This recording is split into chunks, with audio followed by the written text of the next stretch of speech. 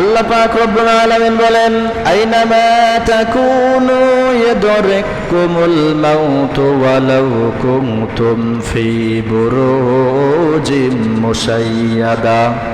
আল্লাহ পাক রব্বুল আলামিন বলতেছেন, মৃত্যু থেকে তোমরা যতই পলায়ন করো না কেন, মৃত্যু থেকে তোমরা যতই সরে দাঁড়াও না কেন, মৃত্যুর ভয়ে তোমরা যতই পলায়ন করো না কেন, মৃত্যু তোমাদের কিন্তু নাগাল পেয়ে যাবে।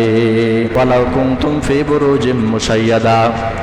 তোমরা যদি মৃত্যু থেকে পলায়ন করতে করতে একটা দৃঢ় প্রাচীরের ভিতরে তোমরা যদি লুকায় পড়ো, তোমরা যদি একটা সুদৃঢ় কেল্লার ভিতরে যদি তোমরা পৌঁছায় যাও, মাটির তলে গর্ত বানায়া যদি তোমরা সেই গর্তের ভিতরে লুকায় থাকো, তোমরা যদি পৃথিবীর জমিনে সব চাইতে উন্নত মানের প্রযুক্তি ব্যবহার করে ঘর তৈরি করো, এরপরেও মৃত্যু থেকে তোমরা পলায়ন করতে পারবা না।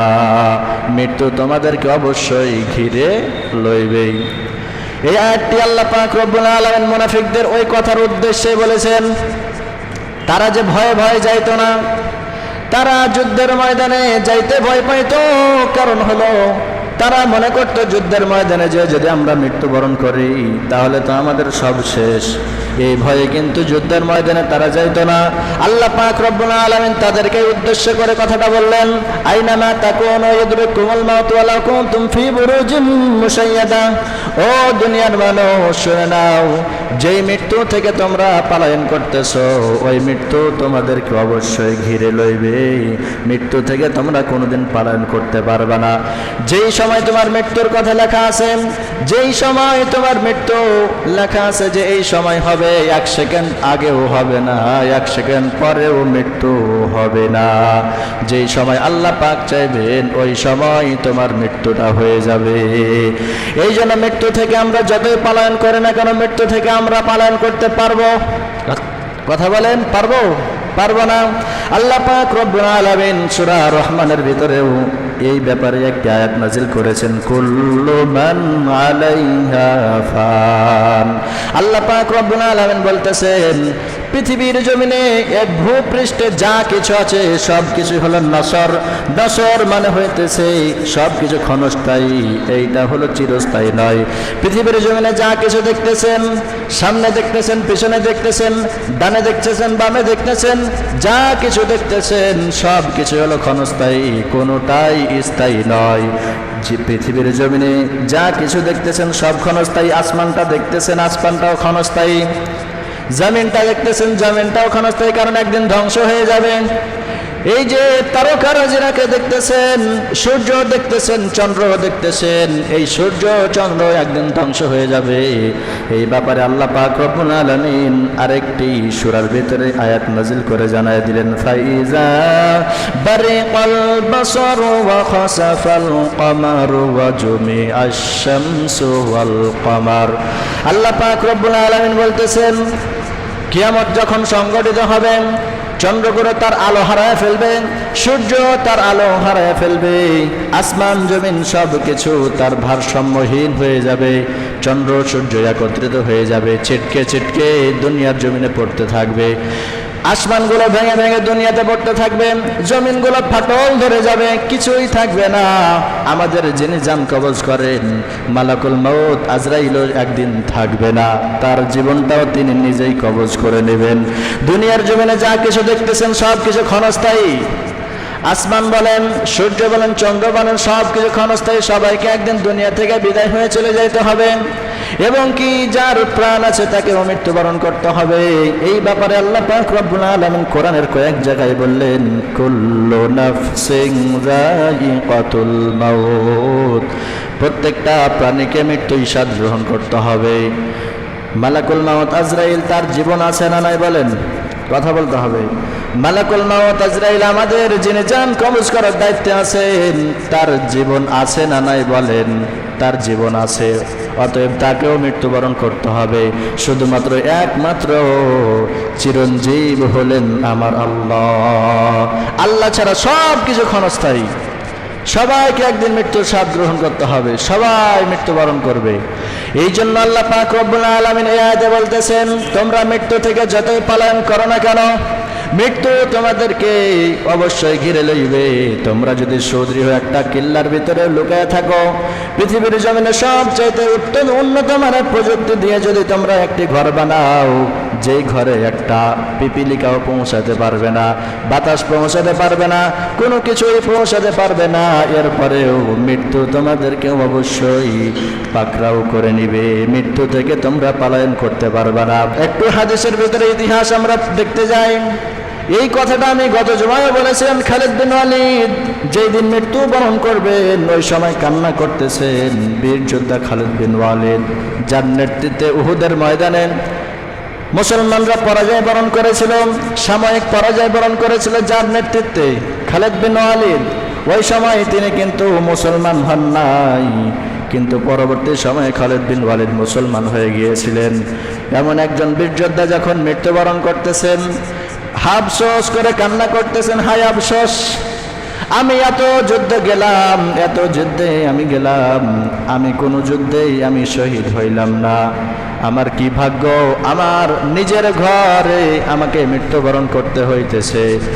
ওই ব্যক্তি খালিদ বিন ওয়ালিদ সেই দিন বলেছিল, আমার শরীরের মধ্যে তোমরা যদি তাকায় দেখো, এমন কোনো জায়গা নাই, এমন কোনো স্থান নাই যেই জায়গাতে বল্লমের আঘাত নাই, যেই জায়গাতে অস্ত্রের চিহ্ন নাই।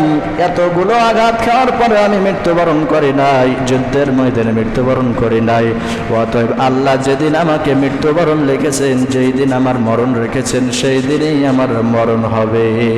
অতএব কোনো মানুষকে দেখে ভয় খাইলে চলবে না, যে আমার মনে হয় আমাকে মারবে, মেরে কতল করে ফেলবে আমাকে। মানুষকে দেখে ভয় খাওয়া যাবে? কথা বলেন। যারা মানুষকে দেখে ভয় খায়, ভয় পায়, তারা মুসলমান প্রকৃত হতে পারে নাই, তারা মুনাফিকি চিহ্ন তার অন্তরের ভিতরে গেঁথে আছে। কারণ এইটা হলো মুনাফিকের লক্ষণ। কারণ মুনাফিকরা মানুষকে দেখে ভয় পাইতো। কেমন ভয়? যেমন আল্লাহকে দেখে ভয় পায়, যে একদিন মৃত্যু নিবে। তারা ভয় খাইতো যদি আমরা অন্যায়ের বিরুদ্ধে প্রতিবাদ করতে যাই, তাহলে হয়তো আমাদেরকে কতল করে দিতে পারে, আমাকে মারতে পারে, মারার পর আমি মৃত্যুবরণ করতে পারি, এই ভয় খায়। আল্লাহকে যেমন ভয় খায়, এর চাইতেও বেশি ভয় খায় মানুষকে, যারা মুনাফিক মার্কা মুসলমান। এই জন্য তারা কোনো দিকে নাই। আমাদের সমাজে একটা কথা প্রচলন আছে, গোল আলু। গোল আলু চেনেন? যেই দিকে যখন পাওয়ার যায় ওই দিকে তিনি গড়ে যায়। এই হলো মুনাফিকের চরিত্র, বুঝেছেন? আমি একটা আপনাদেরকে বুঝাইয়া দিলাম যে মুনাফিকের চরিত্র কেমন। তারা কোনো দিকেই মানে সঠিকভাবে থাকবে না, মুসলমানের দিকেও থাকবে না, কাফেরদের দিকেও থাকবে না। মানে তাদের ধারণা কোনো দিক থেকে যেন আমার ওপর কোনো রকম আক্রমণ না আসে, এই চিন্তা করে তারা। যা হোক, এইরকম আমাদের ভিতরে কারো যদি লক্ষণ দেখা যায়, আমরা অবশ্যই ওই জায়গা থেকে ফিরে আসব। যদি না ফিরে আসেন, তাহলে ইন্নাল মুনাফিকিনা ফিদ দারকিল আসফালি মিনান নার। মুনাফিকের স্থান কোন জায়গায় জানেন? জাহান্নামের সব তলে। জাহান্নামের সব তলে। একজন কাফেরের বেলায় আল্লাহ তাআলা এই কথা বলে নাই যে জাহান্নামের সব তলে তারা যাবে, কিন্তু যারা মুনাফিক তারা কিন্তু জাহান্নামের সব তলে যাবে, সবার নিচে। তারা কি কষ্ট থাকবে তাহলে চিন্তা করেন। যা হোক, মুনাফিকের লক্ষণ আমাদের অন্তরে নিয়ে আসা যাবে না। এরপরে তারা কি বলে দেখেন, যারা মুনাফিকি করেন, যাদের ভিতরে নেফাকের লক্ষণ দেখা যাবে, যারা মুনাফিক মার্কা মুসলমান হবে, তারা আরো কি করে জানেন? আল্লাহ পাক রব্বুল আলামিন তাদের বৈশিষ্ট্য কোরআনুল কারীমের ভিতরে তুলে ধরলেন। আল্লাহ পাক রব্বুল আলামিন বলেন, ওয়া ইন তুসিবুহুম হাসানাতুন ইয়াকুলু হাযিহি মিন ইনদিল্লাহ। আল্লাহ পাক বলতেছেন, ওয়া ইন তুসিবহুম, আর যখন তাদের কাছে পৌঁছায়, যখন তাদের কাছে পৌঁছায় হাসানা, কোনো কল্যাণকর জিনিস, যখন তাদের কাছে কোনো কল্যাণকর জিনিস পৌঁছায়, তখন তারা বলে ইয়াকুলু হাযিহি মিন ইনদিল্লাহ, এই সব কিছু এসেছে আল্লাহর পক্ষ থেকে। আমাদেরকে এই কথাটা ভালো করে বুঝতে হবে, যাদের ভিতরে নেফাকি আছেন, যারা মুনাফিকি লক্ষণ নিয়ে আছে, যাদের ভিতরে মুনাফিকের চরিত্র বিদ্যমান আছে, তাদের অন্তরে কি কেমন কথা বলে জানেন? তারা কি কথা বলে বেড়ায় জানেন? যখন কোনো আল্লাহর পক্ষ থেকে তাদের কাছে কল্যাণকর জিনিস পৌঁছায়, কোনো ভালো কিছু জিনিস পৌঁছায়, তখন তারা বলে এই জিনিসটা আল্লাহর পক্ষ থেকে এসেছে। আর যখন তাদের কাছে কোনো অকল্যাণকর জিনিস পৌঁছায়, তখন তারা কি বলে জানেন? আল্লাহ পাক বলেন, ওয়া ইন তুসিবহুম সাইয়্যাতুন ইয়াকুলু হাযিহি মিন ইনদিক। যখন কোনো অকল্যাণকর জিনিস তাদের কাছে পৌঁছায়, ওই মুনাফিক মার্কা মুসলমানরা বলে যে এই সব কিছু আপনার জন্য এসেছে। আপনার জন্য মানে নবীকে টার্গেট করে বলতো। ওই সমস্ত মুনাফিক মার্কা মুসলমানরা নবীকে টার্গেট করে বলতো যে এই সব কিছু বিপদ বালা মুসিবত আপনার কারণে এসেছে। এই কথা কিন্তু শুধু আমাদের সমাজে মুনাফিকরাই বলে না, নবীজির জামানায় বলতো। এবং কি মুসা আলাইহিস সালাতু ওয়াস সালামের জামানায় তার উম্মতের ভিতরেও কিন্তু বলতো, যারা তার অনুসারী ছিল না, আল্লাহর পক্ষ থেকে যখন কোনো কল্যাণকর জিনিস আসতো, তারা বলতো, ও মুসা, এই সব কিছু আমাদের প্রাপ্য ছিল। আর যখন অকল্যাণকর জিনিস আসতো, তখন বলতো, তুমি এবং তোমার অনুসারীদের জন্য এই বিপদ বালা মুসিবত এসেছে। এটা বনী ইসরাইল জাতিরাও তার নবীকে বলতো, আল্লাহর নবীকে, মুসা আলাইহিস সালাতু ওয়াস সালামকে।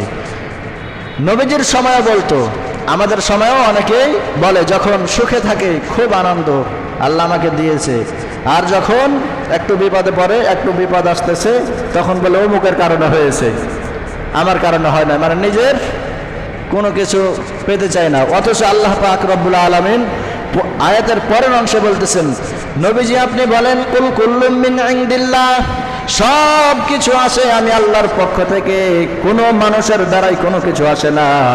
বিপদ বালা মুসিবত দেই আমি আল্লাহ পাক, এবং আমি কোনো কিছু কল্যাণকর জিনিসও দেই আমি আল্লাহ পাক। সব কিছু আমি আল্লাহর পক্ষ থেকে যাই।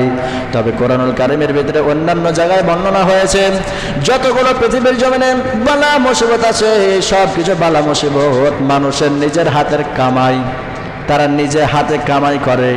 অতএব বুঝতে হবে, যত বালা মুসিবত আমাদের ওপরে আসে, সব কিছু আমাদের হাতের কামাই আছে, কিন্তু আল্লাহর পক্ষ থেকে, কিন্তু আমাদের হাতের কামাই আল্লাহ দিতে চায় না। কিন্তু আমরা যে ওই যে খারাপ কাজ করতেছি, সব কিছু করতেছি, তখন আল্লাহ কি করে? আপনার কর্মের ফল আপনাকে দিয়ে দেয়, কিন্তু আল্লাহ দিতে চায় না। তবে দেয় আল্লাহ। কল্যাণকর জিনিসও আল্লাহ দেয়, অকল্যাণকর জিনিস কে দেয়? আল্লাহ দেয়। এরপরের অংশে আল্লাহ তাআলা বলতেছেন, ফামা লিহাউলাইল কওমি লা ইয়াকাদুনা ইয়াফকাহুনা হাদিসা। ওই সব কওমের কি হলো? তাদেরকে এত করে বুঝাচ্ছি, তারপরে বুঝতে চাচ্ছে না। আল্লাহ বলতেছেন, ওই সব কওমের, ওই সব যাদের কি হলো? ওই সব লোকদের যে এত করে ভালো করে বোঝায় বলতেছে, আল্লাহ এই সব কিছু বলতেছে, এরপরেও তারা বুঝতে যাচ্ছে না। আসলে আল্লাহ তাদের অন্তরে মোহর মেরে দিয়েছে। তারা শুনলেও শুনে না, দেখতেও দেখে না, বুঝেও বুঝে না। আল্লাহ তাআলা আপনাকে আমাকে সকলকেই মুনাফিকি নেফাকি চরিত্র থেকে হেফাজত করুক। আল্লাহ তাআলা আপনাকে আমাকে সকলকে তৌফিক দান করুন। সকল বলুন আল্লাহুম্মা আমিন।